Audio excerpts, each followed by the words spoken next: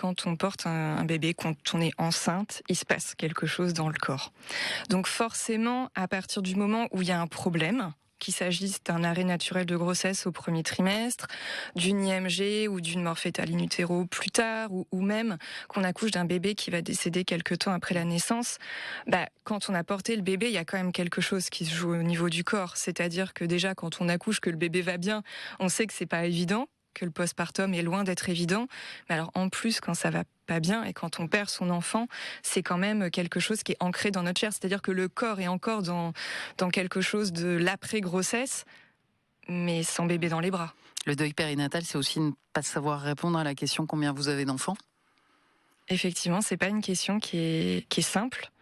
Moi-même, je pense que pendant très longtemps, notamment quand j'étais enceinte de mes filles, on me disait alors c'est votre première grossesse. Donc moi je m'autorisais à répondre non, c'est pas la première, parce que de fait ce n'était pas la première. Mais je me rendais compte à quel point finalement ce que moi j'avais vécu faisait pas partie du champ des possibles des gens. Alors votre aîné, il a quel âge ?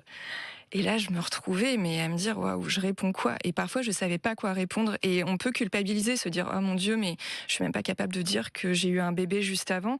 En fait, je pense qu'il faut juste répondre sur le moment ce qui nous semble le plus adéquat pour nous, pour vivre correctement l'instant qui est déjà bien assez douloureux. Mais effectivement, il y a des moments, la question, elle se pose en plus en fonction des cas de figure que les gens ont vécu.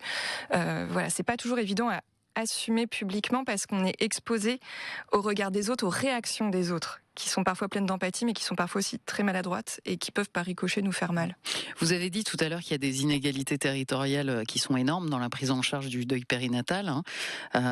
J'ai entendu aussi des témoignages de femmes qui, dans le cadre du travail, sont obligées d'engager des démarches administratives très très lourdes pour faire comprendre à leur employé que oui, leur bébé est mort, mais que oui, elles ont le droit à un congé maternité.